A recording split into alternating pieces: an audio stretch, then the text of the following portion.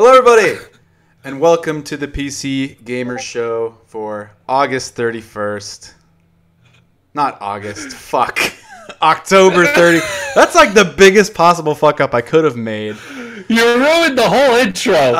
You're looking hot, James. I must say. It is hot in here. Yeah. You guys didn't wear your costumes.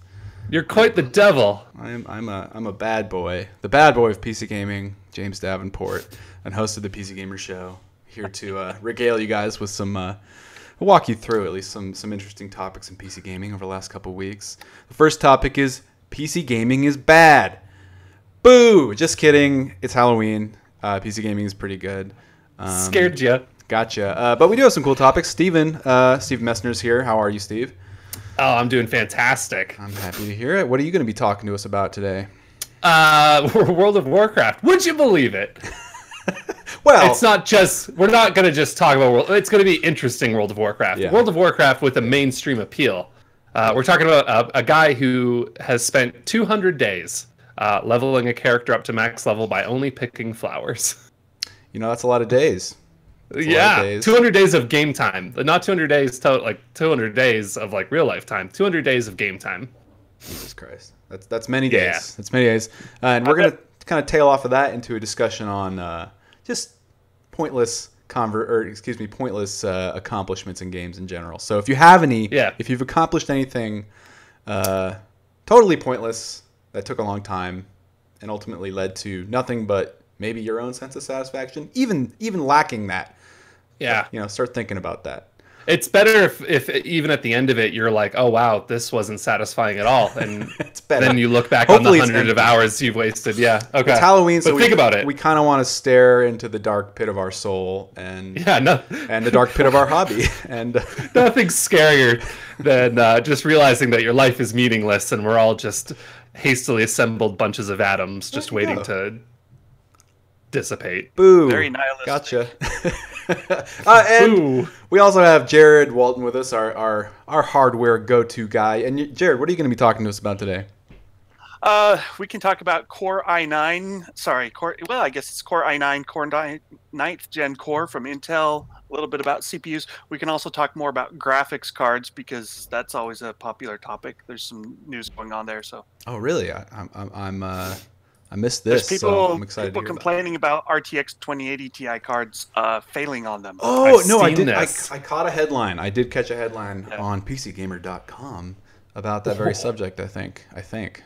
Gosh, I hope it was us. Yeah, we wrote an article about it. Yeah, right on. What's PCGamer.com, James? Oh, well, funny you should ask. I don't know. I don't actually know what it is. I wrote about Fortnite butts last week, so... No, that was this week. Jesus, what is time? What is PC Gamer? Who knows? Boo! Got you again. It's a cool website. Check it out. But yeah, let's start off with the way we're gonna open the show.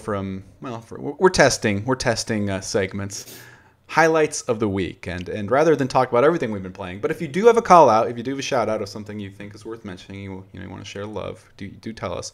But we're gonna talk about our highlights of the week, cool things that happened to us in game or around games. Over the last week. Steven, what happened to you? What's your highlight of the week? My highlight of the week is that I finally beat a game. I did it. Congrats! I saw the credit sequence in a video game, which when it happened, it suddenly dawned on me that it had been years since I had seen a game with a credit sequence at the end. I've beat games because I reviewed Assassin's Creed Odyssey and I beat that. But that game didn't have a credit sequence. This time I saw credits and I was like, oh my god, I did it. I feel really special. And that game was Return of the Obra Dinn, which I know it's supposed to be like the highlight of the week and I'm supposed to highlight something cool, but just that whole game is cool. Top to bottom, that game was a joy to go through. And I'm terrified that more people aren't playing it, that not enough people are playing it. Because... Yeah, go on. Sorry, I didn't mean to interrupt you. Oh, just because that is a game that doesn't look like you should play it.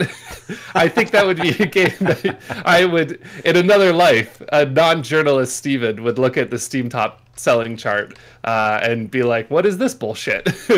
Don't care, moving on. Where's another battle royale game that I can buy? But no, you should play the Obra Dinn. So if you don't know what the Obra Dinn is, Return of the Obra Dinn. It is the next game by the Lucas Pope, and he's the creator of Papers, Please, which is another fantastic game.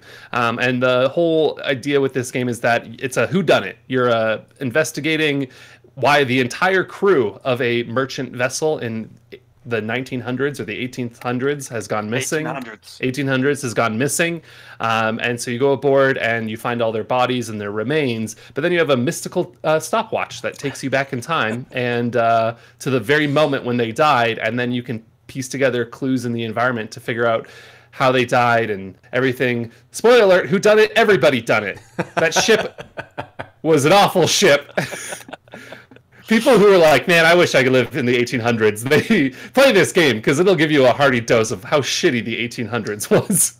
Oh my god, yeah. Yeah, I'm not finished with it, but I've solved, gosh, probably about 3/4, 2/3 of the murders or the deaths or the missing people's cases on it, and everyone is terrible to everyone. Yeah, and there's weird. Yeah. There's a lot going on there that, and what's this game is so amazing to me. It's so intricate. I know, Jared, like you're less hot on it, but to me, like you can fault it for sort of like presenting this really cool mystery that up front you are constantly finding out new things and getting to know these characters like indirectly in all these indirect ways, and it sort of like hits a point where, oh shit, now you have to solve all these murders, and it slows down, and like there's fewer new vignettes and so on and so forth. But I think just like distancing myself from the pacing of it, like sort of the lull, if pacing is a worry for you, it is so intricate. I don't know how this guy made this thing. Like it sort of boggles my mind, and it's pretty much like Lucas does a lot of the work almost across the board for this kind of stuff. So it's I think he composed the music. And the music is great. He did everything. And this is a 3D game. Like this isn't a 2D game like Papers, Please, which I mean, not to like say that Papers, Please would be easy to make, but certainly a lot easier than this. What I love about it, and what I feel like it's fitting because it's the season of spooks, is that I actually was surprised by how, what's the word? I wouldn't say like scary, but it was horrific. There were scenes in that game that made my guts crawl and made me just very uncomfortable, and just the gore and the violence and just the brutality of some of the things that happened to people on the ship. It's really good. So that's and finishing it. I agree with Jared. Like it has problems. I don't think it's Game of the Year material like a lot of people are spouting, but I think it is a very good, very, very good puzzle game. Yeah. But it does have problems. The pacing's kind of bad. I hated, after a certain point, like revisiting the same vignette 20 times, just scouring for clues got a little bit old. I beat it just by kind of brute forcing my way by guessing. Near the end, I just got tired. I think that's what you do.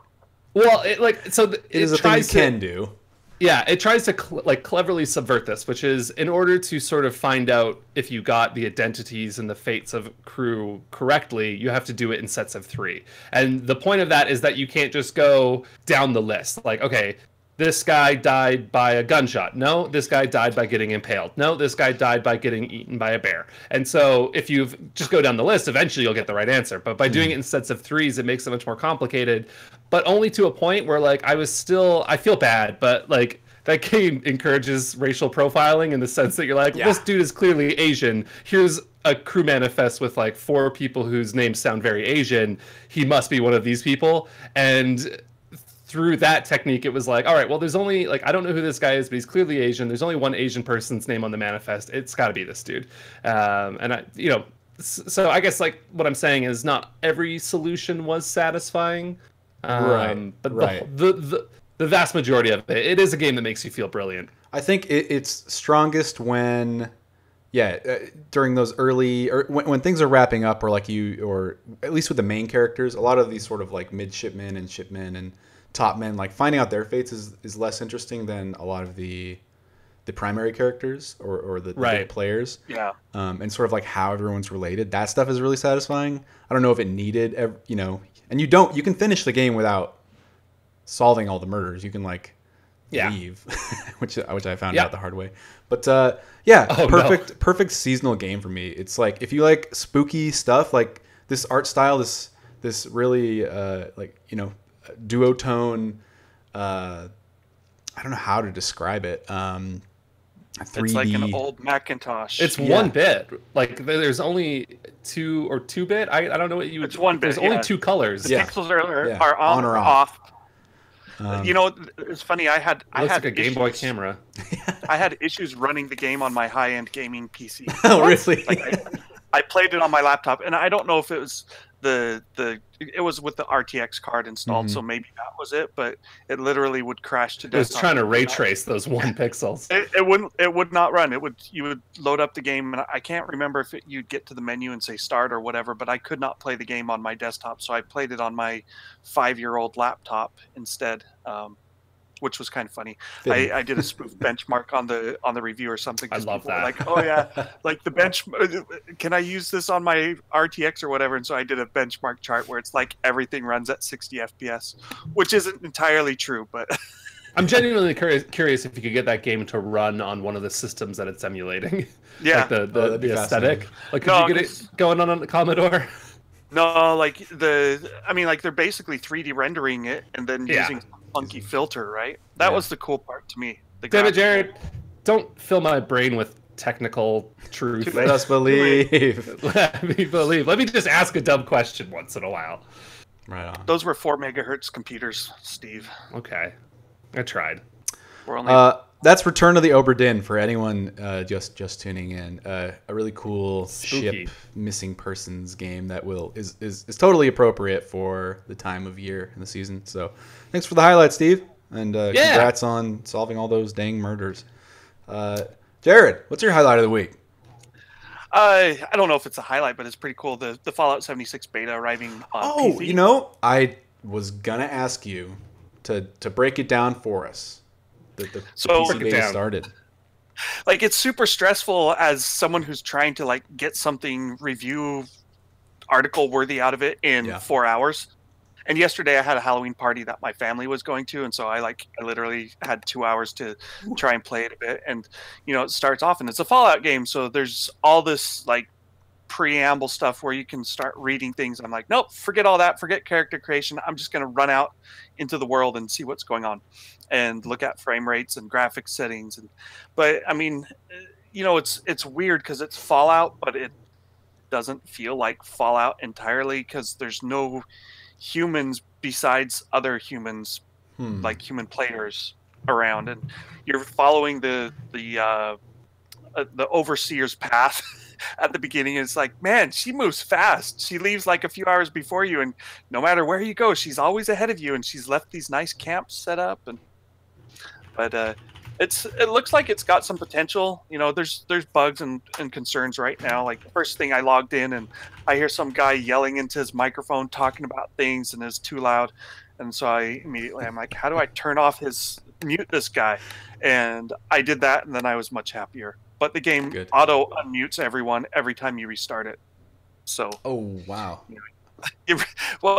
that's the beta, right? So you reload it, and I'm like, oh no, people are yelling again. Shut up. Yeah.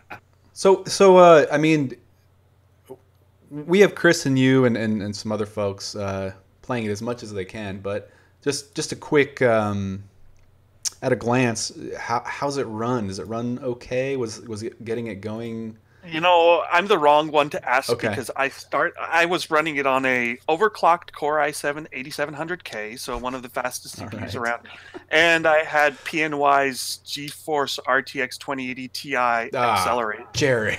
So the first thing I did was I'm like, well, does it have a frame rate cap? So I loaded up 4K max quality on the 2080 Ti. It was at 60 frames per second. I'm like, oh no, there's a frame rate cap. I don't know. I like poked around at some things. I exited the game and I restarted it, and the frame rate cap was off. So that may be because I had forced VSync off in my NVIDIA control panel. And that was done before I even ran the game. But the first time I ran it, it was borderless window, so maybe that was the. Anyway, it's kind of weird. You can edit your INI files. We're putting up an article on that to it's like past Bethesda games where you go and change the line I present interval equals 1 to equals 0, and that turns off VSync. The good news is I think the game actually will run up to your monitor's refresh rate, even with VSync on. So, that was a big complaint with like Fallout 4 was it was locked to 60 if you didn't sync off. So if you've got like a 144 hertz display, that would suck. But I believe Fallout 76 will support higher refresh rates than 60. That's good news. Yeah, on PC especially in 2018. Not to be the elitist, but I feel like it's just a given, above I did not check this personally, but there's word that it does not support ultra wide resolutions, which seems really stupid. Like again, it's 2018, and this is not like it's not competitive multiplayer. So, I'm like, oh my gosh, some guy's killing. I mean, you can opt out of the player versus player stuff, right? So, I'm like, there's no benefit to being able to see 21:9 instead of 16:9. Like, just let us do it. If I've got a double wide display, let me use it. Yeah, let us live our lives, Bethesda. God. Right. Well, when's the next? Do you know when the next session is? Tomorrow. Tomorrow. It's tomorrow from 2 p.m. to 11 p.m. They extended the hours because of some glitches with the shocking glitches with the first beta on the PC. So it's been extended. Let's see, 11 p.m. Eastern time, 2 p.m. to 11 p.m. So 9 hours tomorrow. Which I will. This time I've got 3 PCs set up with the game preloaded, so I can test like different processors and different graphics cards and at least get a feel for what it might need. But I think it's going to be kind of like Fallout 4 hardware requirements. Yeah. Plus a bit extra. Cool. So. Cool. I mean, I'm excited to. Again, like I say this every time we talk about it, I still feel like I have no idea what that game is, and maybe I'm overcomplicating it. It just seems like Fallout with other people, minus some stuff, but with some new multiplayer systems. I don't know, and maybe that's fine. Maybe that's cool. It is kind of weird. Like areas respawn relatively rapidly, so like I'm running around this little village at the start, and we have to kill some malfunctioning robots. And so like the 5 or 6 other people are there. We kill the 3 robots, and we get our little bonuses, and then they probably moved on, and I was still poking around like checking frame rates and doing other hardware stuff, and all of a sudden it's like, hey, go kill these robots again. Okay. It's like it's maybe 5-10 minutes later, so it's like, hey, we finished this quest. 10 minutes later, hey, look, there's this quest to do the exact same thing again. Yeah, it's going to be really telling. I think like my hope is that it occupies sort of like a Sea of Thieves adjacent space in my library, like a hangout game using familiar framework with an interesting progression and like cool systems that like ask you to socialize in interesting ways. But I don't know if like that nuke system and the you just want to drop nukes on people. I mean, yes. But I don't know. It might just like I just don't have room in my life for yet another game that's like it's multiplayer, but that I will be compelled, or most people will be compelled to just grind out high level gear and just get through. Because I think there's a fine line to walk there. That I am almost exclusively single player, so like to me, I'm just like, I'll have to see if there's a story I can progress through without worrying too much about other people. Yeah, right. This sounds like something that'll be more up Steve's alley. I don't know. Like it for me. I have very little interest in it because it feels kind of awkwardly sitting between all these different genres of games that just do things much better. Like James, you're talking about like hangout games, but like Destiny 2 is like my hangout game. Like that's the game that I like to just grind away at with a couple of buds. And then on the other side, it's kind of like, oh, it's a little bit of a survival game. And I know that survival games are very popular with a lot of people still, but like I can't tell you the last time I cared about a survival game because I just if another game asks me to craft something, I'm gonna lose my goddamn mind. But I don't know. We'll see. Fallout 4 already had I'm just that ready for it to crafting come out. stuff, so I should, yeah. I was like, I shouldn't say that because that's not true. I spent hours over the weekend hunting deer so I could make a satchel in Red Dead Revolver. Oh, okay. Red Dead. We won't talk about Red Dead too Redemption. much here. We won't talk. Yeah. But I well, at least okay, 'cause 24 hours. I'll eat my hat, my cowboy hat that I'll buy to eat if it doesn't come to PC, right? And we put up a news story over the weekend about like there's a companion app and people data mine those files and found a lot of allusions to PC and also here's the strongest evidence: it would make a lot of money if it came to PC. It's gonna happen. Give me a sentence or two, Steve. You've been playing a lot of it. I just got it, so I've barely touched it. What's your one sentence? One word. Cowboy. Gun. Take on Red Dead 2 so far. I don't know if I can say anything that you probably haven't heard a million times elsewhere. Sure. It's incredibly detailed. I love like the sense of immersion of it. I'm really enjoying the slowed down pace, but it also is just not what you would expect from a Rockstar game. It is very slow. It's very deliberate. There's not like a lot of action to start, and I'm digging it. I like it. Yep. Feels more like a sandbox game.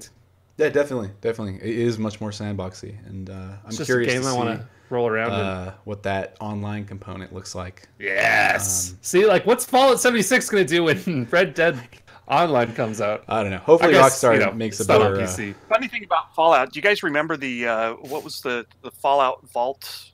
Gosh, what's the mobile game? The game where the mobile game. I forgot what it's called. But there was a story that said that the Fallout 76 mobile game, I played it a lot and I should remember the name. It's slipping my mind. But there was a story that said that game alone made more money than all previous Fallout games combined. Wild. I believe it. I believe it.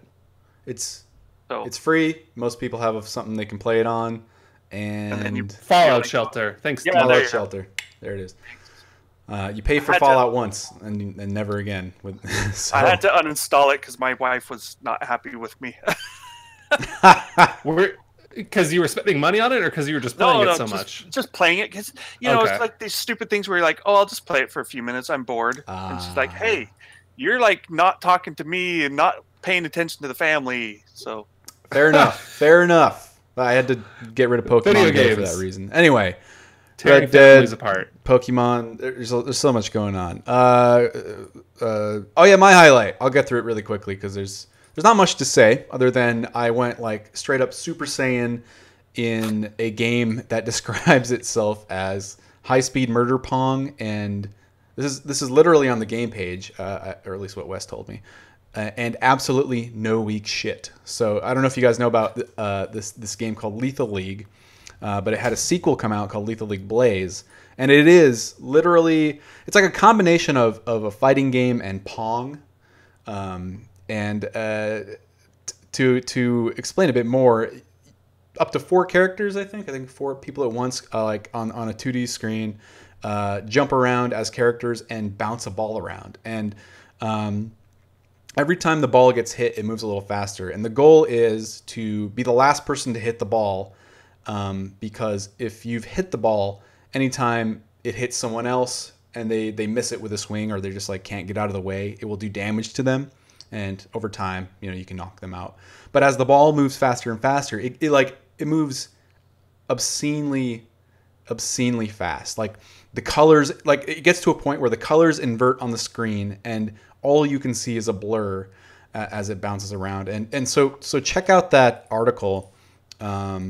I linked in chat. Again, for anyone who's listening on like iTunes or elsewhere, it's Lethal League Blaze.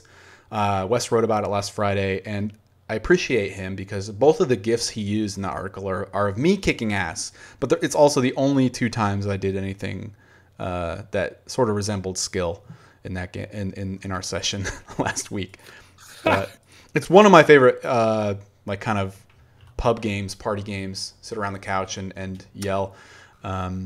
Loudly. Does it play okay, like over the internet? Like I don't have friends. No, I think so. Like I didn't really see any hitches or notice any sort of, like total bullshit. And the style is very like Jet Set Radio, With some, there's even like a song I think on the soundtrack by like the Jet Set Radio composer.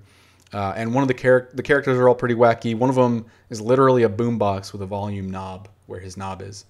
So that's fun. That's fun. I love that. I've never played Lethal League, but like the reputation that surrounds it is very exciting. I think like it makes me want to play it. So I should download this. Excellent party game. And the sequel's pretty great. Adds a lot of cool features. But let's move on. Why don't we talk? Let's talk hardware first, because I feel like I need to catch up on the news, and B on, I feel like I paid attention to the RTX series as it came out, but Intel's more recent processors, I just like have kind of gone over my head. I just don't have time in my life or the need right now, but a lot of people always do. It's always a question. So Jared, talk to us about Intel's ninth gen. Let's like Steve, you're running an 8700K now, right? 8700. Oh, you didn't get the K. It was $100 more, Jared. I've never overclocked in my life. It's already a top of the line processor. What do you want from me? To get you a K series. No. So what about you, James? What are you running? I don't even know right now because this is my work PC that I never use. Let me check. We're trying to build James a better PC for his streaming setup. So. Yeah. Small side note here is that we're getting a brand new streaming PC, which should make, and it will coincide with the new graphics and logo and a whole bunch of stuff that we have planned. So that rebirth I was telling you guys about is happening. Anyway, carry on, Jerry. So the basic deal is like the 9th gen is a lot like the 8th gen. I mean, they run in the same motherboards. So if you have a Z370 motherboard, you could run a 9th gen CPU. They did make some tweaks. They use solder as a thermal interface material, which should help keep the temperatures down better. But at the same time, they added 2 more CPU cores to the 9700K and 9900K. Cooling 8 cores plus hyper-threading is difficult. And at stock on the MSI board I was using, like the CPU is basically already sort of kind of overclocked. It's like Intel doesn't talk about their all-core turbo clock speeds anymore, because people were saying, hey, like my board's auto overclocking, or hey, my board's not running as fast as this guy's board. And so Intel stopped publishing like all-core figures. And what has happened is that the motherboard makers are all like, you know what, TDP, screw that. We don't need to worry about TDP. So even though these are 95-watt CPUs, at stock on the MSI Z390 Meg, I like to call her Meg. It's like MSI Extreme Gaming, was running at 4.7 to 5.0 gigahertz and using anywhere from about 80 to 150 watts under load for just the CPU. Okay.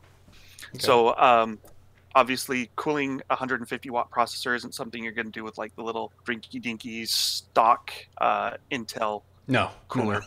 But you don't buy a K series CPU to use a stock cooler, so that's fine, I guess. Yeah, it's implied.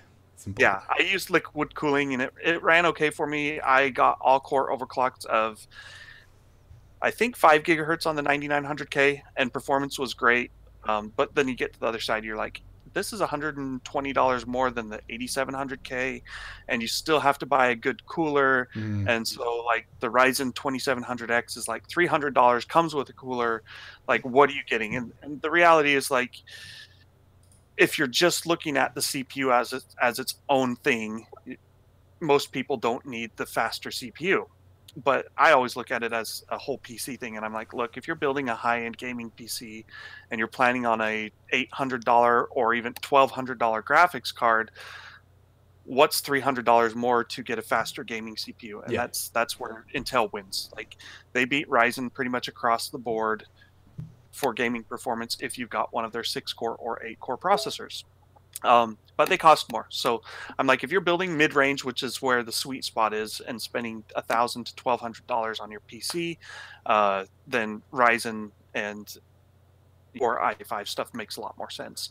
But anyway, so 9th gen, the big deal was 2 extra CPU cores, higher clock speeds, a little bit better cooling at from the solder, and Like, it's kind of unexciting, and the reason it's unexciting. Excite me, actually kinda Jared. cool, like- Excite me. I need to be excited. Well, It's hardware. so it's the funny thing is, like, the reason this part exists. Well, it exists because of AMD's competitiveness with Ryzen, but it also exists in my book because Intel's transition to 10 nanometer has been a complete mess. Like, it's way behind schedule. There are rumors that it's going to come out at the end of next year. It should have come out 2 years ago already. That was the initial plan. It's been pushed back. And the thing is the 10 nanometer that we will get next year is almost certainly not the 10 nanometer that was originally planned, meaning they basically had to cut things and rework things and make it easier to get running. And so next year we will have 7 nanometer AMD processors, probably in January, February, I don't know. But Ryzen 3rd Gen is coming. They will be 7 nanometer. This will be the first time in ever that AMD has been at a process node advantage over Intel.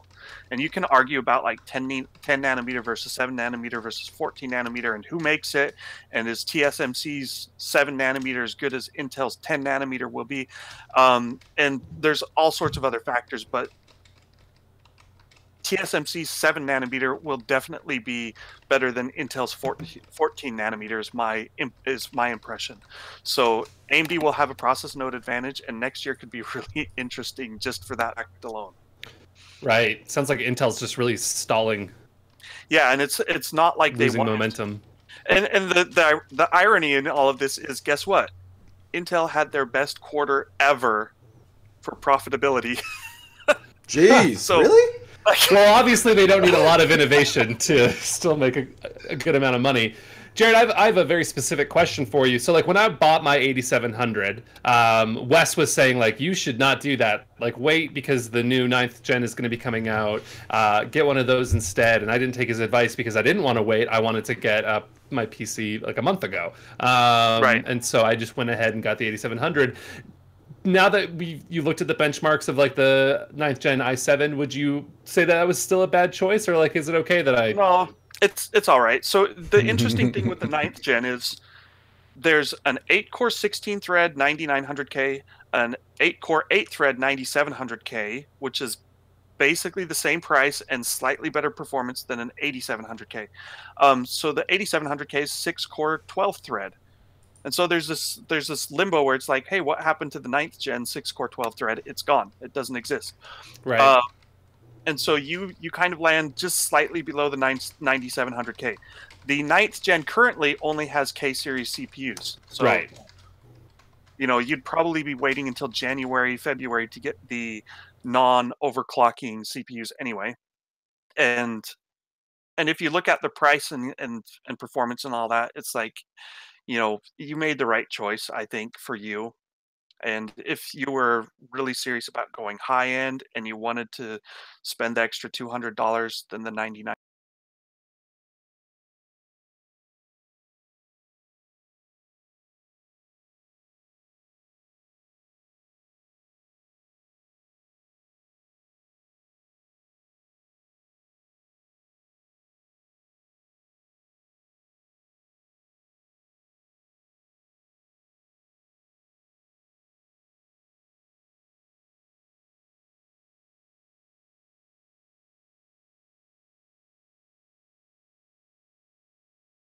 Eventually stuff gets Speaking old. Speaking of graphics cards, I mean, like, so if you've heard of Moore's Law, the idea that transistors get smaller and we get this doubling of performance every 2 years or 1 year or 18 months or 3 years now, whatever you want to say, right? Right. That's been holding since like the 70s. It was an observation made by Gordon Moore from Intel. Did he also invent Moore's Law? That's what I'm talking about, is Moore's Law. Which is the one where everything that can go wrong will go wrong. Oh no, that's the Murphy's. Murphy Law. Oh God, That's sorry. Ben Murphy from I'm AMD. I'm sorry. Oh, that's Sorry, good. MD. It killed me. So the thing is like all exponential scaling eventually fails and ends, right? Like Uh-huh. you go, well, hey, if this cellular life form that keeps doubling its number of cells kept doubling forever, it would eventually consume the whole universe. And it's like, and of course it cannot do that. If Bitcoin mining kept on using as much power as it was increasing every month, we would have used all power in the world by 2021. Stupid things. It's like, well, it can't possibly happen because, physics is a harsh mistress. Well, getting smaller and smaller transistors, eventually you hit the end of the road, and we are getting closer and closer. So an atom is 0.125 roughly nanometers in diameter. And so we're now down to 10 nanometers. So we're talking about wires inside microscopic wires that are like, 1,000 atoms wide or something. It's astronomically small. And so quantum effects huge. and That's electrons. wild. So what happens then? Like, what happens? I've read things about quantum. Is quantum computing the next thing? I read about that on sci-fi once. They keep trying. There's things happening there. There's also talk of using light instead of electricity down wires. I mean, like, there's tiny things hamsters that will happen. But what I was going to get at is everything is slowing down in terms of our progress. So until we have like some revolution, right? Like, our graphics cards. Well, hey, guess what? 1080 is 2.5 years old now. A GTX 1080, right? And the RTX 2070 is basically the same performance and the same price. Right. And you're like, wow, that's like super underwhelming. But get used to things going slower. So your PC may be fine for using for games for the next 5 years, Steven. Okay. Wouldn't that be nice? Oh, yeah. Okay. So to summarize, this 9th gen is for cutting edge hobbyists who are like really die hard, want the latest thing now. It's unnecessary.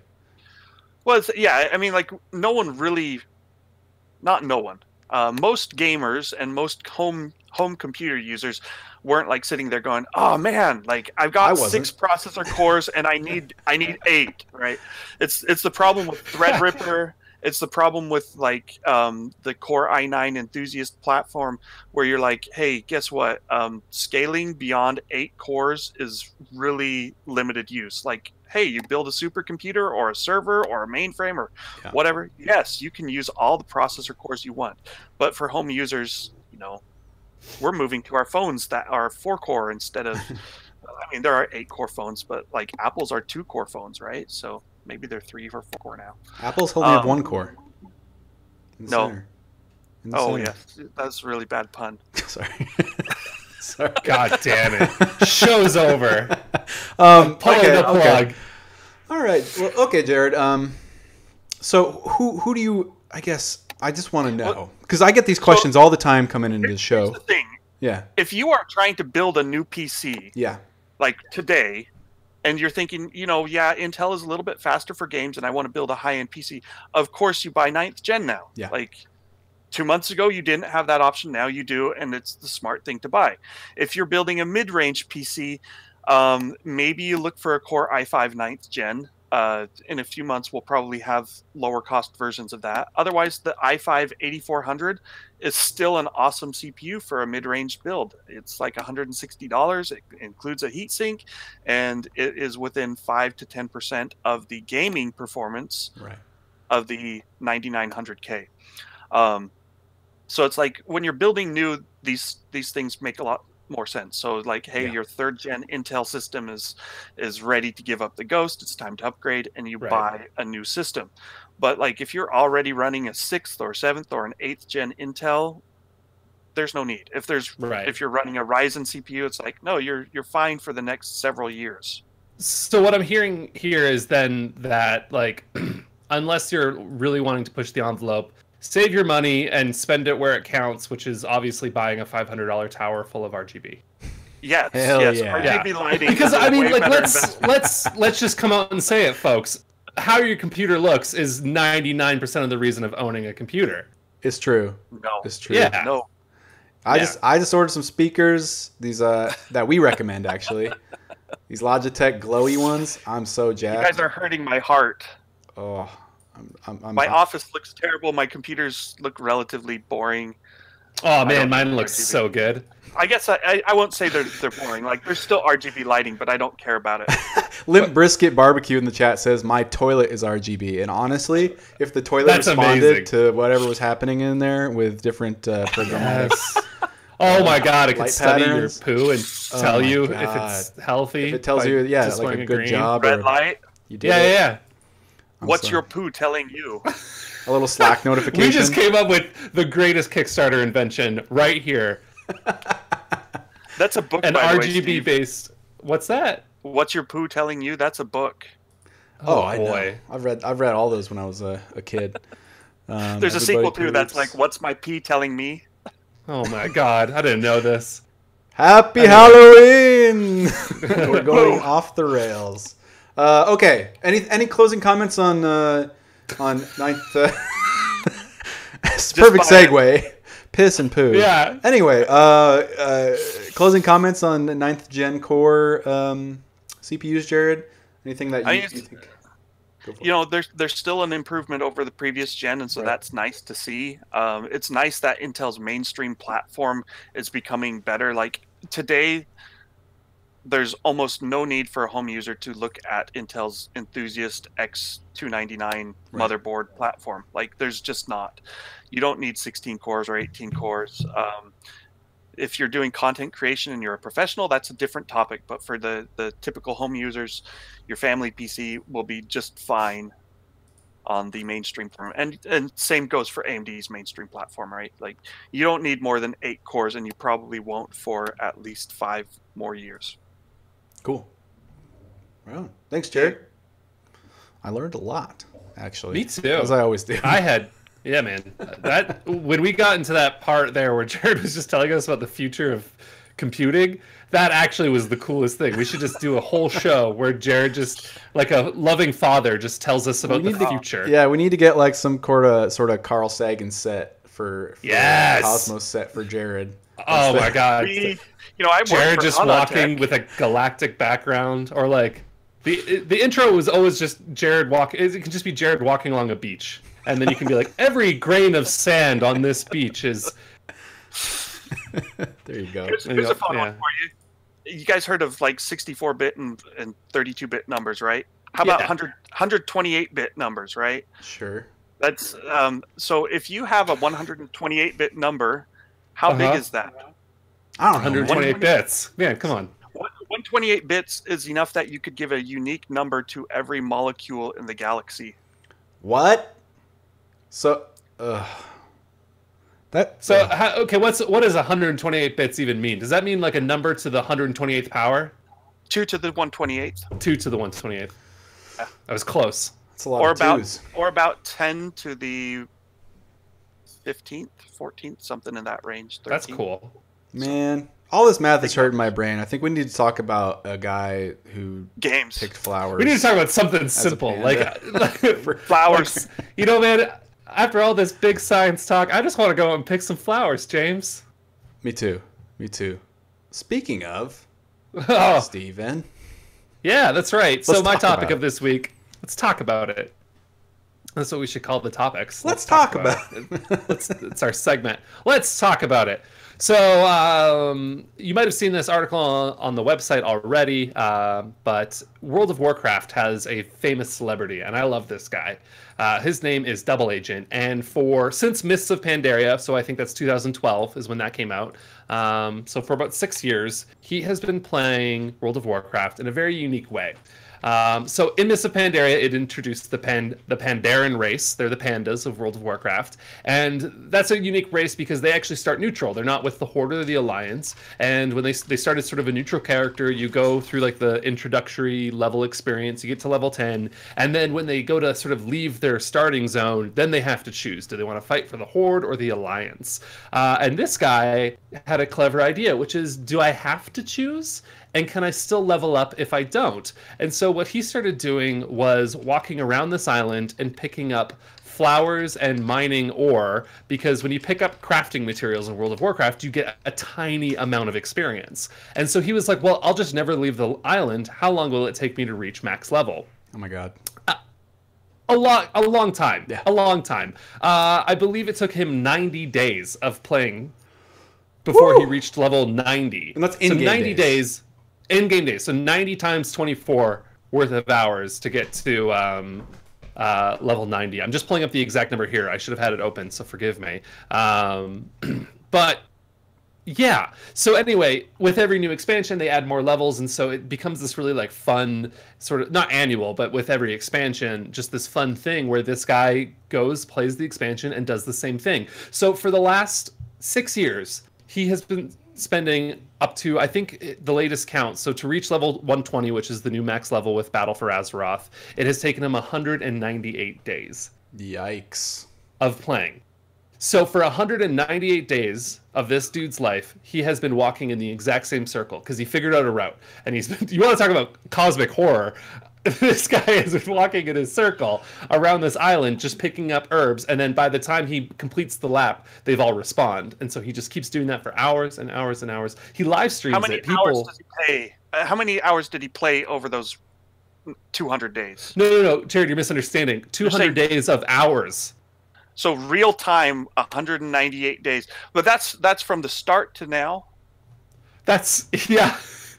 So how long did it take to go from 110 to 120 in like... it took less time. So one of the things is, and what I wanted to talk about and kind of celebrate that it's okay to do this, but he doesn't like to share his playtime anymore because he was getting so much negative backlash from people who wanted to tell him that he is a dumbass and what he's doing is a complete waste of his life. And if that's how you feel, that's fine, but you don't have to tell people that. And so he doesn't tell people that anymore. I'm just trying to find it because someone did, apparently in one of his streams, he did share it, and one of the comments said it. But anyway, I just think this is fascinating. So every 2 years when an expansion comes out, this guy does it. So, you know, I reached max level of this expansion within a few days, like 3 or 4 days of playing heavily because I was reviewing it. And it's taken him 77 days, not of playtime. It's been 77 days since the expansion released to finally get to this point. But he plays like sometimes 9 hours straight. Like you can go watch his live streams. So it's just 10 hours. Just still doing this of thing. him going in a circle. But like people tune in. When he reached level 120, there was like a whole cavalcade of people that were following him on his laps around the island, and then they all posed for a group photo. It's really cute. Honestly, this sounds like, and I don't want to like appropriate this term the wrong way, but it sounds like at first when you hear it, it's like, wow, that's a waste of time. But the more I think about it and the dedication this guy has put into this activity, it sounds like the ultimate Zen, like modern Zen practice. Like this is my garden. This is my routine that brings me some sort of peace for whatever reason, or some sort of like quiet. And if he's live streaming it, I mean, like now that you're live streaming, it's like people get on there and you talk with them. So it's like, hey, you're just hanging out and walking in the circle. I don't know if people are there the whole time. So I did interview him last year, or not last year, a couple years ago, because when he reached the level cap in Legion, which was 110, I sat down with him because I was like, I need to know who this person is. His name's Johnny, and he just does it. It's like his thing, man. He just likes it. It makes him happy, and he watches Netflix while he does it. So it's not like he's just playing the game. He's doing something else. You know, in my mind, I'm like, that's no different. Yeah, that's no different than sitting down and like knitting, or I guess like knitting, you're producing something, but he's doing this cool thing. Yeah, he's exactly having your wife side eye you angrily. But like, you know, so anyway, it's funny because anytime we've posted these stories, it always invites a lot of these reactions. And so I wanted to celebrate the fact that it's okay to play and waste your time in a video game and accomplish something enormously pointless.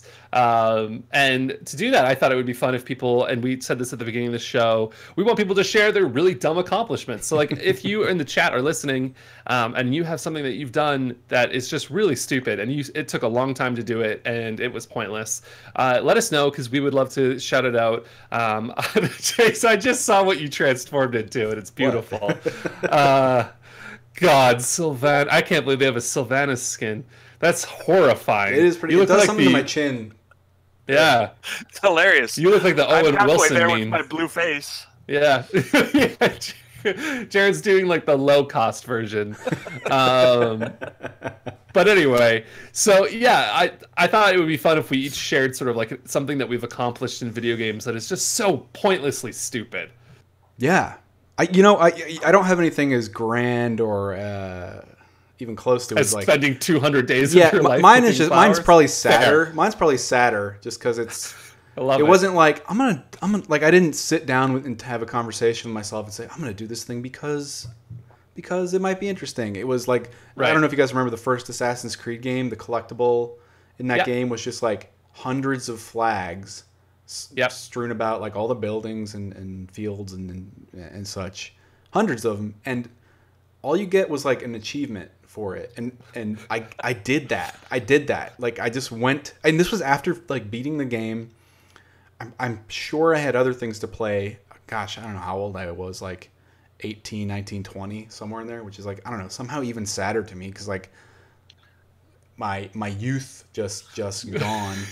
Yeah. But I found every single flag, and I remember it wasn't like overtime. It wasn't like this like, oh, just hop in Assassin's Creed and do this idle thing. No, it was like I don't know, like just some kind of like deep calling from this dark pit I referenced at the beginning of the show inside of me that said, you will do this and you will do this in, I don't know, like 2 days. And I did. And now I'll never get that time back. And that game's bad. It's not very good. And here I am. With that achievement. Anyway. Xbox. Yeah. Wow, I'm depressed. On my Xbox, my old Xbox profile that I don't even have the password in. Yeah. Oh my God. The things we did for achievement points on the 360. Bad times. What about you guys? Do you have a good one, Jared? I keep saying Fallout Shelter. I could either do that or I could talk about Batman. I 100%ed the original Batman Arkham Asylum. I feel like that's okay. There's some of those where it was like you finished the game and you went back and you just played like looking for stupid little clues that you'd missed, and I searched on the internet to find out where the last like 2 or 3 were because you got sick of like, where is this thing? Right. But Fallout Shelter, I got every dweller in my vault, so you could have up to 200 dwellers. So I had 200 dwellers. All of them were max level. All of them were max stats. All of them were like basically the best weapons. This was all before they started releasing some of the updates that allowed you to do questing and such. So I had this max vault that was just like, I'd sit there and I'm like, oh, there's nothing else to do now. So would you still play it after that point? Well, you just run around. Like, yeah, you reach a point where you're like, okay, there's nothing really left to do. I've built all the buildings. They're all fully upgraded. I've got all the money I need. And then they updated it and made a bunch of questing and other things. And I was like, oh, there's things to do now. But, and running it on a tablet, like, it started to bog down. So I stopped playing it for that reason. That's impressive. I would love to see, like, a screenshot of that vault, because that just seems like there's something really, like, there's something really comforting and also like deeply sad about you just staring at this vault with 200 max level denizens that are like your children, while your children are sitting next to you like, pay attention to me, Dad. You're like, I'm paying attention to my real kids, like my max level. Well, I do it while he's like watching TV or whatever. Yeah. My wife. I hope you understand. I'm just making fun of you. Yes. It's just a little tease. It's on my other tab. I'll open it up and see if I could show it to you, but it's on a different tab. Oh, okay, that's fair. That's impressive, though. I think. Do you have an idea of how many hours you've spent playing Fallout Shelter? It was probably somewhere between 400 and 500. Really? Ooh, doggy. Damn! I think I have like 2 games in my life that I've, surpassed that. Well, like I'd go to, like, you'd end up at a kid's like swim lesson or whatever, and you're like, okay, I've got like an hour to sit here waiting for them to finish. Right. So that game was a lot of fun. At least you spent it on like a good mobile game. I think Fallout Shelter was an example of like, this is a good mobile game. They don't track like your time played in it, I don't think. So I actually have no. God, no. Could you imagine? I feel like any mobile game, that's a bad idea. Yeah, don't surface that data. So mine was Mine was, surprise, EVE Online, but I did this thing in EVE Online that I look back on and I think, why did I do this to myself? So for like 6 months in EVE Online, I was paying for 2 separate subscriptions, and one separate account was like my trade character. So EVE Online, if you're not familiar with it, it's a big spaceship game, sandbox, lots of big wars, but it also has this really complex like economy that's completely player driven. So most everything that you would find on sort of the in-game marketplace has been put there by someone else who had to harvest the materials themselves and turn it into something useful or what have you. And so because it's like this big complex marketplace, there's a lot of money to be made, and a lot of people make, trillions of ISK, which is the in-game currency, by doing this. And I wanted a cut of that because it seemed kind of cool.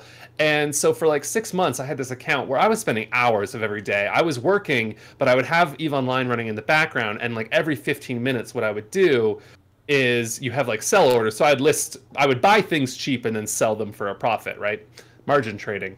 And what I would do is I would buy those things and then I'd sell them. But because it's competitive and other players are also trying to sell those same items, you're constantly doing this thing where you're updating your sell order, but then like dropping the price by like 2 cents, because then it becomes the cheapest sell order, and that's what people want to buy from first. And so constantly throughout the day, like for 6 months, I was just every 15 to 20 minutes, maybe a half hour at the longest, I would be opening up EVE Online and then just clicking all of my like 40 different sell orders for these items that I was trying to move and make money from, and then just changing the price and dropping it by like 3 cents so that it was the cheapest one. And then a few minutes would go by and someone else would do the same and they'd undercut me, and then I'd undercut them back. And I just did this for months and months and months. And I had spreadsheets, I had note paper where I was making calculations of like profit margins on things. It was a sad You like time. math. Don't make fun of my math numbers. You like math, I can tell. I don't. So that's the thing, is like I'm actually really not good at math. It's not a subject that excites me. I don't know what it is about this. I think what I liked was the fantasy of being a trade baron, and I like the sexy version of that fantasy, which is like, I don't know, having gold rings and an expensive exotic cat. But the EVE Online version of it is just being a sad, pale man in a basement. Did those skills transition into actual like smart financial? No, no real world. Not at all. Not at all. It did make me like I did have a moment where I was like, maybe I should just actually learn how stocks work and invest in the real economy instead of this fake ass economy. But that requires effort. And there's something weird about video games, which is like, I'll do mundane tasks in a video game. That's a weird topic for another time. But like, I will happily, in Red Dead Redemption, I happily spent an hour the other day just buying clothes and trying them on and making an outfit. But then if my girlfriend's like, hey, do you want to go to the mall and buy some clothes? I'm like, no, I'm going to wear this t-shirt I got at E3 6 years ago. Like, it's a weird thing, video games. Anyway. Rant over. That was excellent. That's excellent. There's some pretty good ones in chat. I don't know if you're reading these, but maybe we can run through a couple really quick. But I like Stabby McStab. They say, my friends and I built zip lines around the entire island in the forest. When we were done, we were like, okay, so there's that. I think we can all attest to just feeling that at some point after playing a game for a long time, or working towards some accomplishment. Black Mesa 3, I got 500 kills with almost all Battlefield 4 weapons. That's a lot of Battlefield 4. Oh my gosh. Comrade Cupcake, I did every jumping puzzle, hey Lauren, in Guild Wars 2 instead of whatever people actually value doing in that game. So I think we can all identify, or most people who play a lot of those games jumping puzzles are fun. I feel like that's not a waste of time. You did okay, Comrade. Well, I mean, blind sell, like saying there's jumping puzzles in MMO. I'm my brain. No, they're surprisingly good. I swear to God, James. Right. You have to, take my word for it. I'm the MMO expert. All right, cool. Come on. Cool. I trust you. Stabby McStabs has reminded me of like just that I don't know if you guys played Minecraft a lot, but I definitely had this profound feeling of emptiness after I completed my first like epic Minecraft build. This is back in alpha, but like I built this castle, I put so much time into it. Like I had so much diamond, and there was like diamond encrusted like ornaments, and like I did all this stuff, and I was finally built it, and then I showed it to my sister who doesn't play video games, and I was like, look at this cool thing I built. And the way that she was like, oh, that's nice, suddenly made me realize how stupid and pointless this all was. Like, why did I just do this for hours? Like, that was probably 60 hours of my life that I just flushed down building this Minecraft castle, and I've never played Minecraft since. That was the alpha. Never. Nope. Minecraft is bad. Whoa, My you heard kids it here play first. Minecraft now. Yeah, hot take. Minecraft is still Don't let your massive, kids- right? I know. Isn't it? But I don't know how people get past that feeling of just emptiness. Like, you can build a castle, but That's a personal battle, It won't man. make you happy. Yeah, I need to go on a sojourn. You got to read some literature and go on a trip. Yeah. Walk around. I need to watch. I need to journal. wake up for a sunrise and see what that's all about. Right on. Heard so many things. I also shared in chat a story that you linked to me earlier before the show, Steven, about this Elite Dangerous pilot who spent a month drawing the game's logo across the galaxy. Which, read that story if you want more.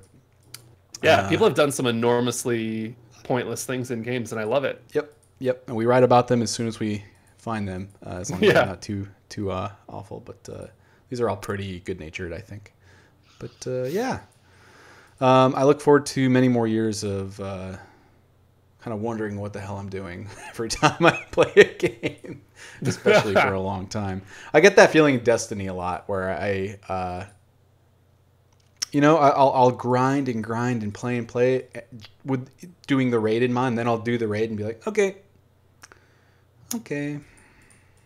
Yeah, there's something to be said for like, I think there's value in playing the raid, right? And beating it. But then it becomes really, there is a weird thing with like playing the raid every week. It kind of for like deflates 6 it for months. me. Yeah, but yeah, I can't do that. Some people love that. I'm the Tim same. loves it. That's fine. I will raid in World of Warcraft once, and then I will never touch it again. Yeah, I like this. There are these can't. big climaxes that I like to kind of like have an experience or remember that first time, or I don't know.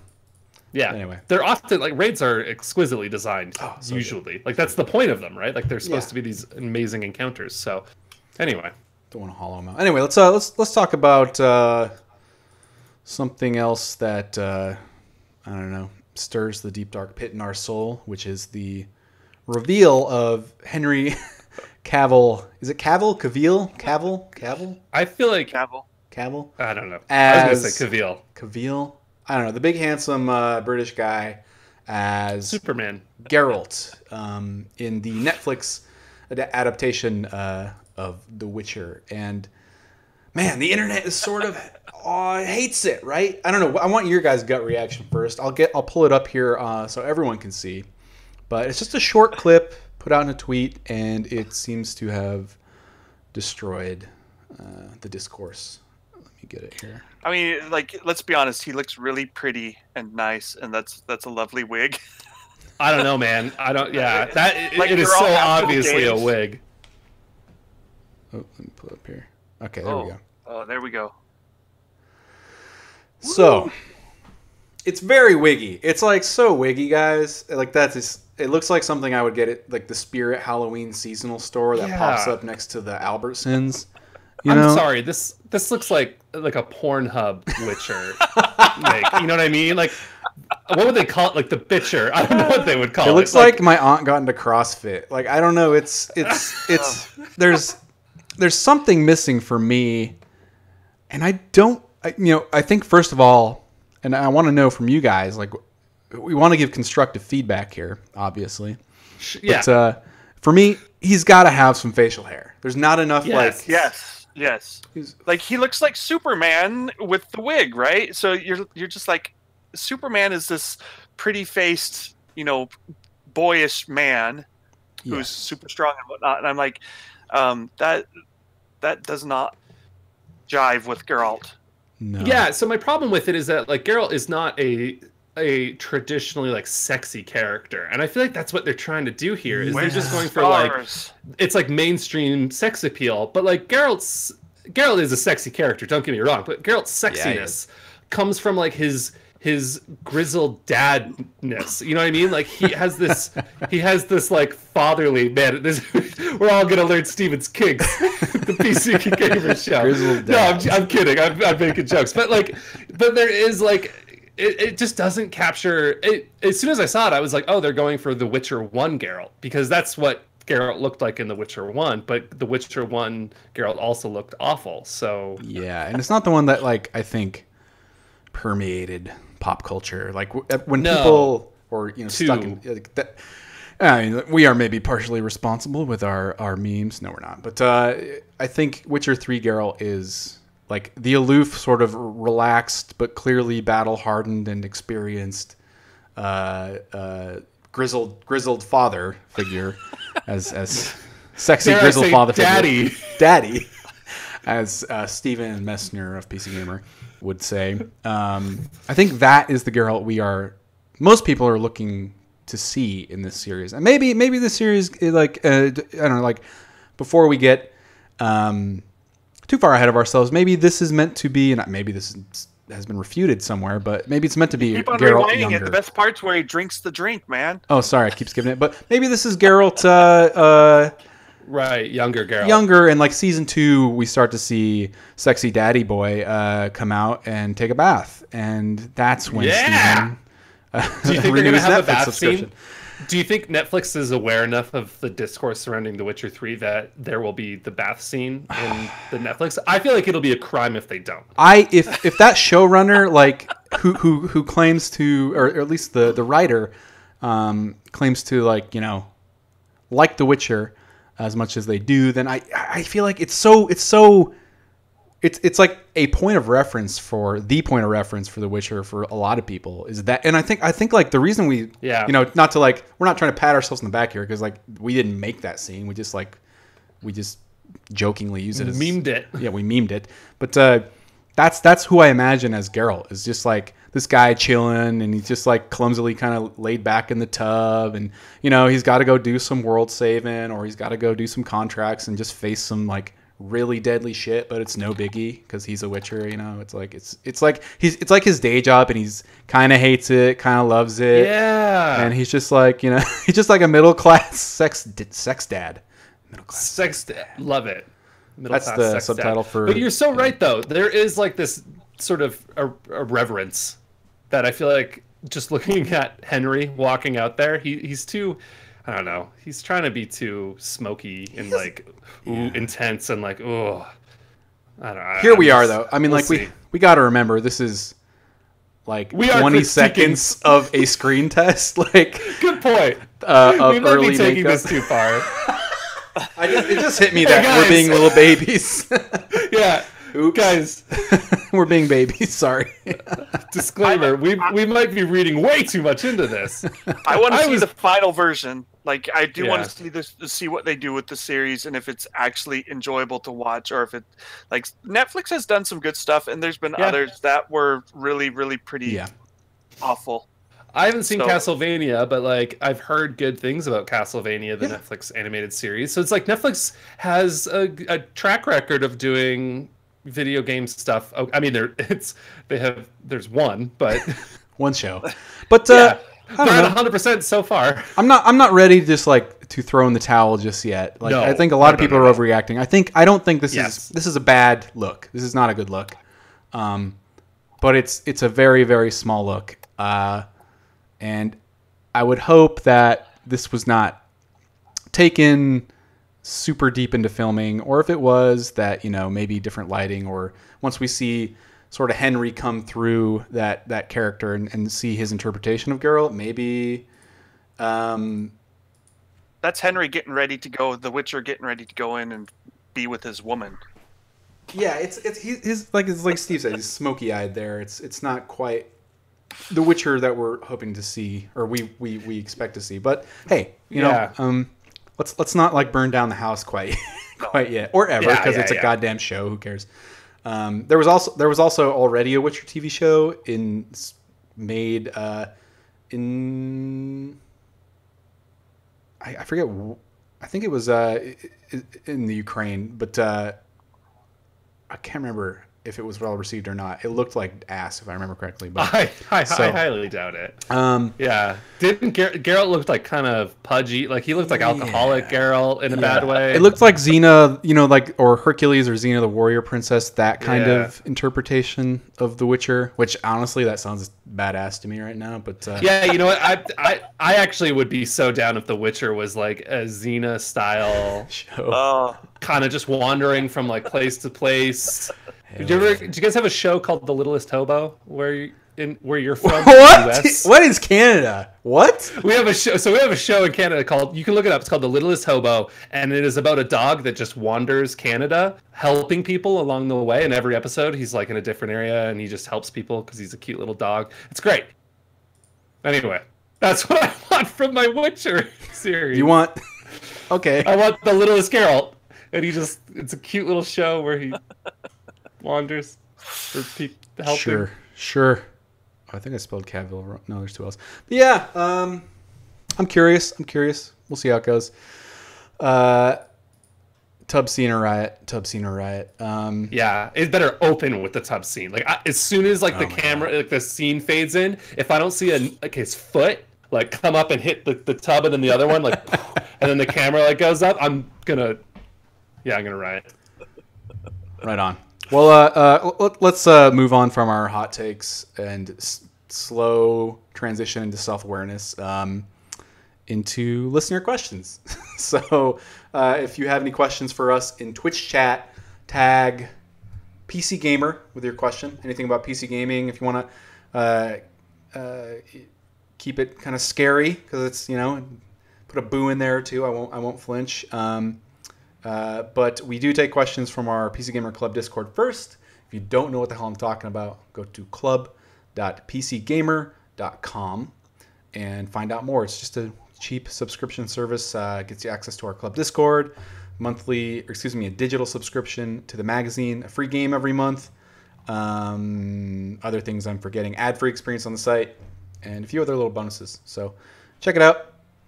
Club.pcgamer.com. Let's open up those questions real quick. I'm looking at the ones you're putting in Twitch, though. We should have time for them, I'm thinking. All right. This one's not even about games, but it's Halloween, so screw it. Clever asks, what's the first movie that gave you nightmares? Ooh. Oh, man. Lifetime version of it. Lifetime Really? version of it, yeah. Not Lifetime version. Was it a Lifetime? It was a made-for-TV version of it, but I saw it on Lifetime while homesick one day, and that clown coming out of the sewer ruined me. I got something sewer-related too, James. There was an old movie called Alligator. What? Someone flushes a baby alligator down the toilet, and it, classic. It mutates and turns into like this giant house-sized alligator busting out of the ground and stuff. But I was probably 5 or 6 or something when that came out, and I saw it. I don't know why my parents let me see it, and I had nightmares that night about alligators trying to eat me. Oh my god! You know what I love, by the way, are horror movies where the name of the movie is just the creature, like alligator. Let's make a movie just piranha. Snake. You know how bad the movie is just by the name. Yeah.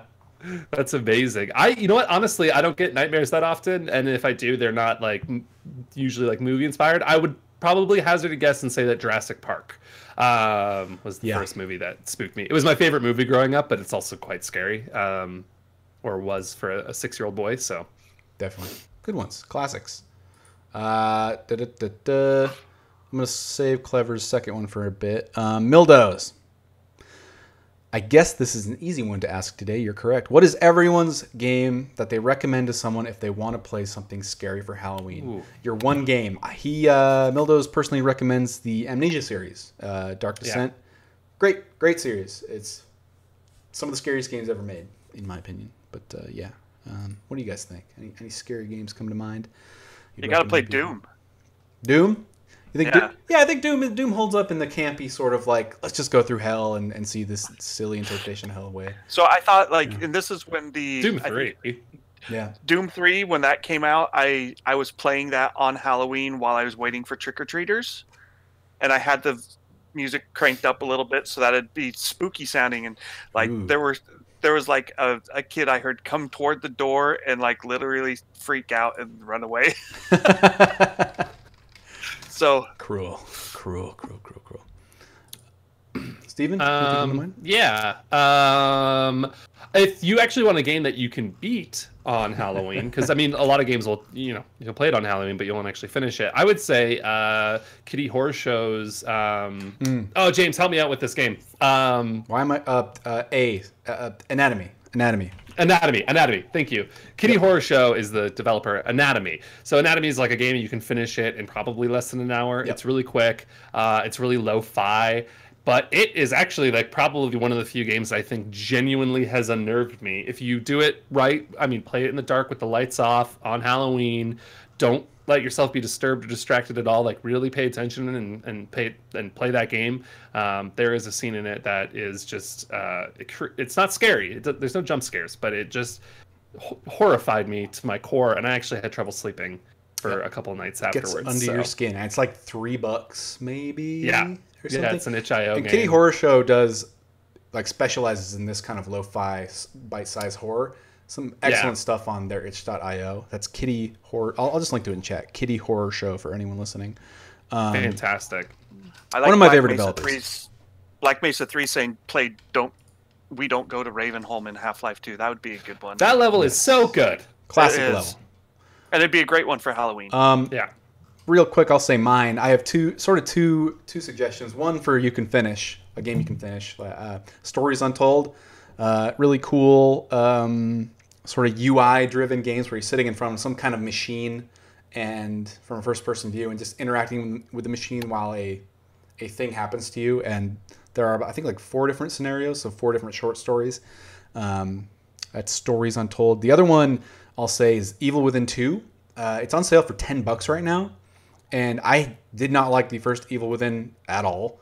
The Evil Within 2 is really good. It has these kind of like pockets of open world, some cool stealth segments, some really bizarre imagery, but almost campy bizarre in a way that channels Silent Hill and Resident Evil all at once. And they recently added a whole bunch of like accessibility options and just cool options. Like you can play the entire game in first person now, which is rad. I think they added like different difficulty modes, and cheats, so you can just play in God mode now. If like you're scared and you just want to like see the cool visuals and soak in the atmosphere and just like see the wacky monsters and the story it has to tell, which is also very 90s survival horror in its quality and campiness. It's pretty silly, but a lot of fun. I totally recommend The Evil Within 2. I liked it more than Resident Evil 7 last year, and I think it's sort of an unsung. I think it's going to rise up as sort of over the years as like I don't want to call it a cult classic because it's a big game developed by a big studio, but I think it's going to become more endeared over time. Cool. Let's move on to some good ones in Twitch chat here. I'm going to call on Stabby McStab.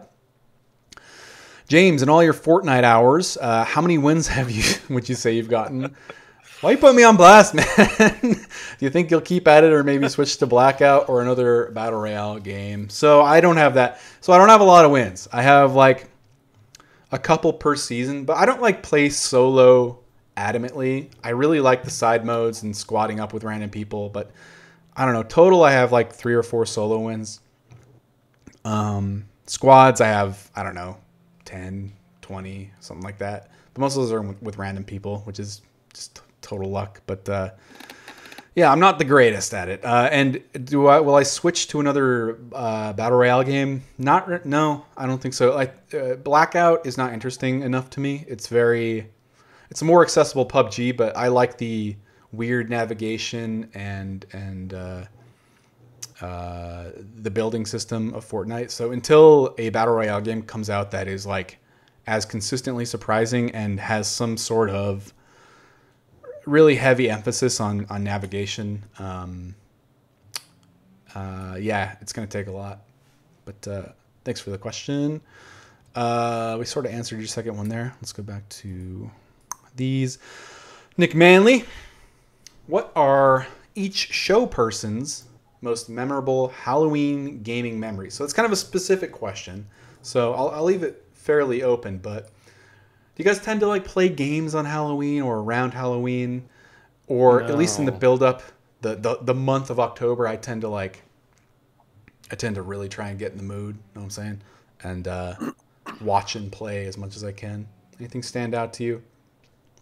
I don't think I've ever played a video game on Halloween, to be honest. I feel like one year I maybe was playing The Evil Within and enjoyed it. But yeah, I'm sorry, I don't have a good answer. Yeah, nothing really stands out to me. What about you, Jared? Only that Doom memory of playing that, and I was a single guy and playing that at my house, and like kid coming to the door and being a little freaked out by the spooky growling demons in the background. Otherwise, I'm gamer dad now. Like I'm in my mid 40s, and I've got a 6-year-old, an 8-year-old, and a 16-year-old. So, these days it's like Halloween is the time where I go treating with my kids. Yeah, no. So like tomorrow's my birthday too. All right, happy birthday! So happy early birthday. Growing up, I loved Halloween. Like that was my holiday. I was like, no, it's like the pre-celebration of my birthday. Like so I always loved Halloween, going out and doing the Halloween stuff as opposed to sitting on my computer. Cool. Yeah.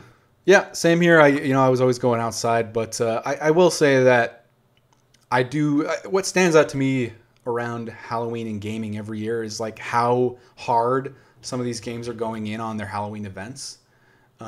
It's like so much fun to me. Like I said, it's sort of like the cloud of the veil of Halloween that I lift over myself.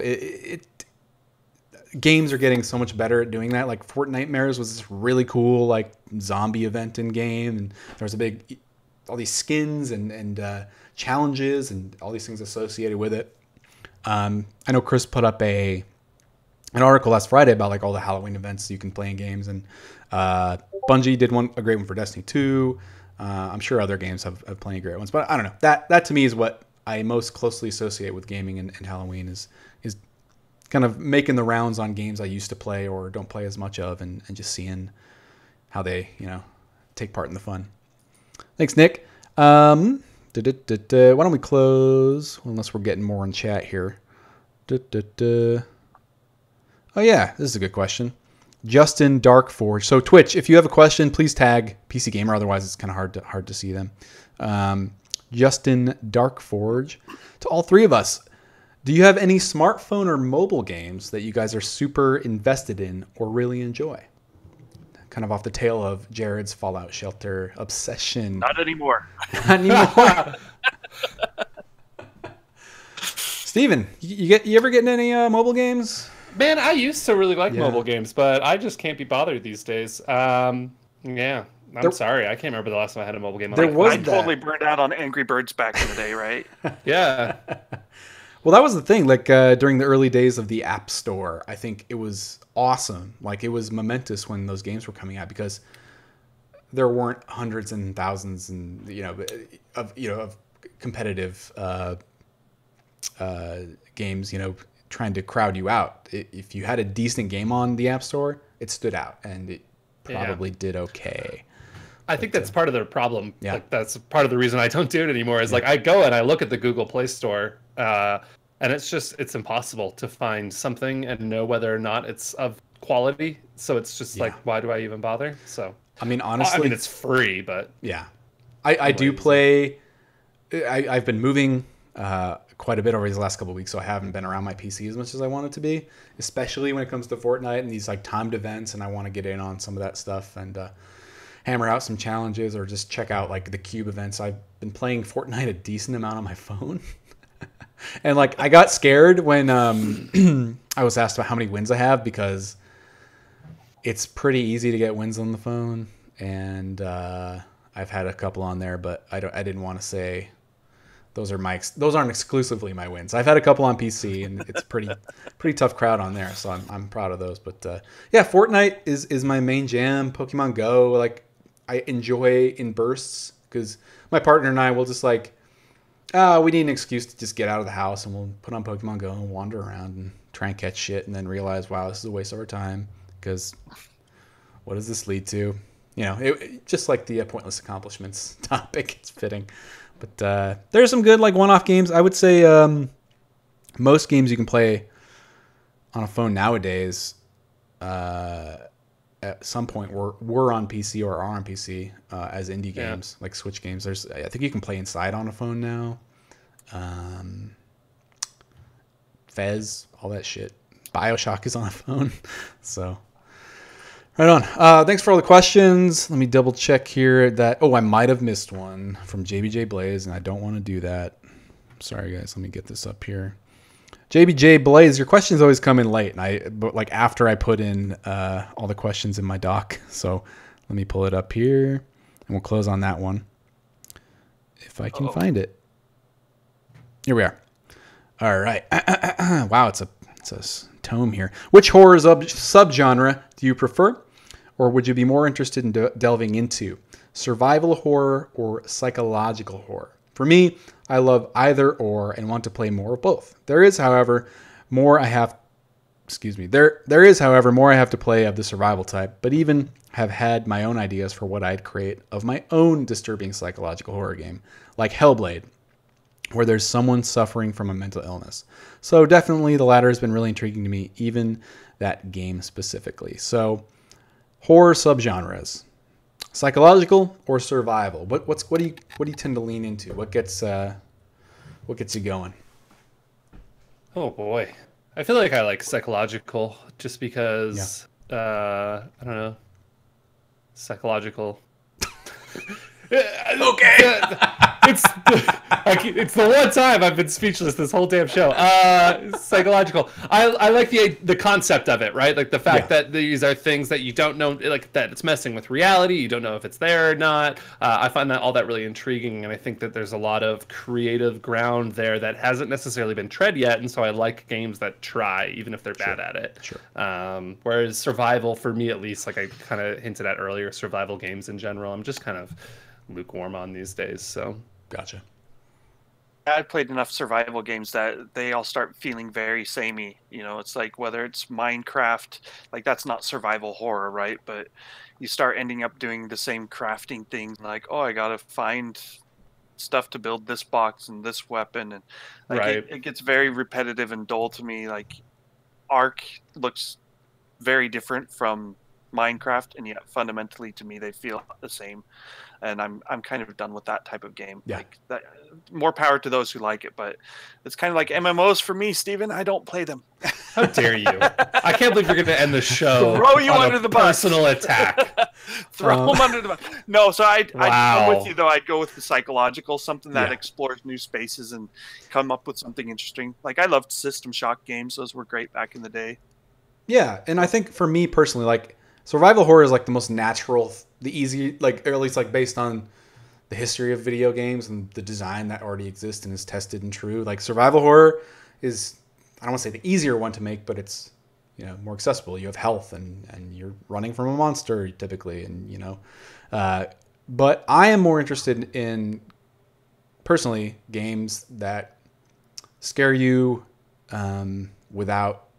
That in games that you cannot die in that still try to scare you, like Anatomy. Like I don't recall, you know, it's just a really cool presentation that somehow still gets under your skin, and it doesn't require jump scares. It doesn't require, you know, worrying about like your health or if the monster is behind you. It is just a smart, wholly unique way to scare someone using, the medium of video games. And it's done in a way that could only happen, I think, in the way it does through the medium. So I'm more interested in, like, we know we can send an alien after you or zombies, and it's going to be fun to, like, I'm excited about Resident Evil 2 remake, and I will always enjoy survival horror if it's done well, but it's definitely a lopsided in terms of the genre as a whole, and I want to see more games that find ways to scare us. Yeah. Or hybrids. Killing us. Or hybrids, absolutely. Yeah, because like Soma was good and the monsters were scary, but the real thing about Soma is the psychological element of the story and everything. That's what sticks with you. Definitely. Cool. Thanks for all the questions this week, everyone. We'll be back next week as usual at 1 p.m. Pacific time at twitch.tv/PCGamer. You can always catch us after the fact at youtube.com/PCGamer, or if you go to PCGamer.com/tag/podcast, you can get the direct MP3 download. You can find our RSS feed or the iTunes link. Right now, there is I don't know what's going on with the iTunes or RSS feeds, but a lot of episodes are missing, including last week's. So I'm investigating. Don't worry, we're going to figure it out.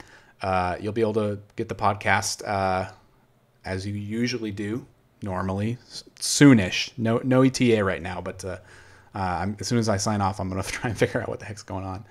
It would happen on Halloween, though, so it's probably just a big spook, and it's going to jump out at me, all those missing episodes, and say gotcha. But until next week, gosh, I guess we're on the Black Friday crawl now, huh? Waiting for that. Oh boy. Thanksgiving holiday season. So get your spooks in tonight, everyone. Play some games if you're not going out. If you are, be sure to steal the candy from at least one kid. Yeah. But TP some homes, carve some jack-o'-lanterns, and have a good time. I certainly will. I'm going to carve a jack-o'-lantern and sit back on some beer and put on Halloween and do the whole thing. But until next time, never forget the power of boo. Gotcha. See you guys. Bye. Where's the outro here? I don't know where it goes. There it is. See you guys.